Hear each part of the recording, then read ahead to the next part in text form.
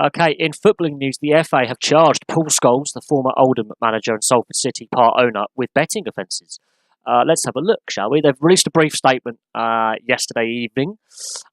This actually got buried in the sports news yesterday because of all the Champions League games. But the former Manchester United and England midfielder Paul Scholes has been charged with misconduct for allegedly breaking FA betting rules. Scholes is alleged to have placed 140 separate bets on football matches between the 17th of August 2015 and the 12th of January this year. Now, this was before he was in charge of Oldham Athletic. Now, he spent 31 days in charge of Oldham Athletic as their manager between February and March of this year. But the important thing is he has a 10% stake in Salford City in the conference. He has until the 26th of April to respond to the charges laid against him. Now, this is interesting. The fact that he was allowed to take up a managerial position knowing that the FA were investigating him, because the charges date back to before he was a manager at Oldham, is interesting. The FA allowed someone who was clearly being investigated for betting offences to take up a managerial position shows failure on the FA's part. Oldham haven't done their due diligence, so it shows a failure on the club's part.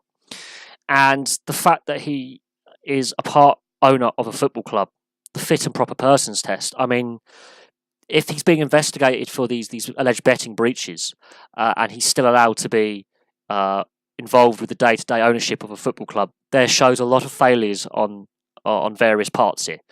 He's not the first high-profile name in British football to be embroiled in a betting scandal and to have breached betting rules. There have been a whole host of players. Joe Barton is a prime example. He got an 18-month suspension from football that I think was later reduced. But he did get an 18-month ban from football. And Joe Barton seems to always be in trouble, but that's a separate issue. Michael Chopra is another one. He's not the first name to come up, and he won't be the last. We've seen it in snooker with Stuart Bingham in the last year or so. So this is an ongoing issue with professional sport and betting rules. This is becoming more prevalent because you have to look at the amount of gambling sponsorship in professional sport.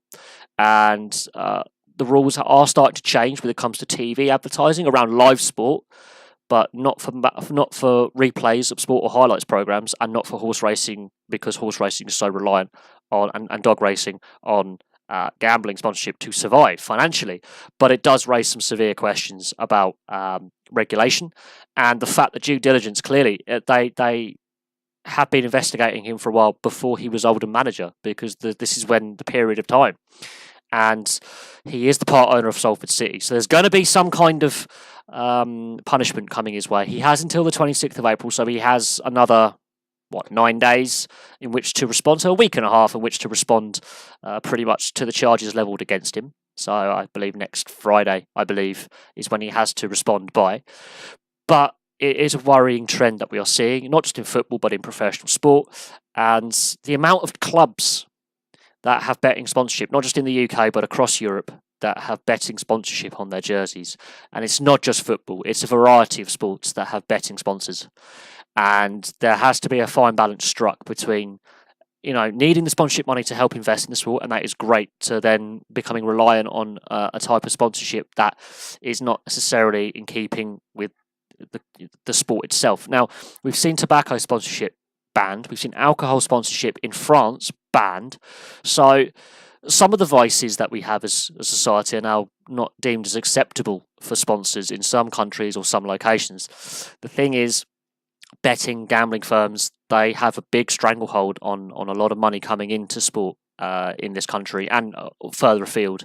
And it is concerning that they are becoming sponsors of tournaments. They are becoming sponsors of clubs. Individual players have sponsorship agreements. And there has to become a point where we go, enough's enough. But that's a debate for another time. But Paul Scholes has been charged with misconduct and breaching betting rules by the FA. We'll have to see what plays out, but it doesn't make the FA look good, considering that this spans a 4-year period. And he was then later appointed as a manager for Oldham and was allowed to buy a football club, even though in that time there have been betting offences. So it's going to be very interesting. Now, whether the FA weren't aware of the betting offences before he became a part owner, or was involved with being a part owner of Salford City and before he became manager of Oldham, is another thing. That will come out in the fullness of time, but the time frame looks a bit suspicious, and there's going to be like those saying that the FA is not fit for purpose, which I think it has failed in this instance, that it was allowed to go on for so long. But there we go. Thank you very much for watching. Please like and subscribe. Place your comments below, and I'll have some more videos for you soon.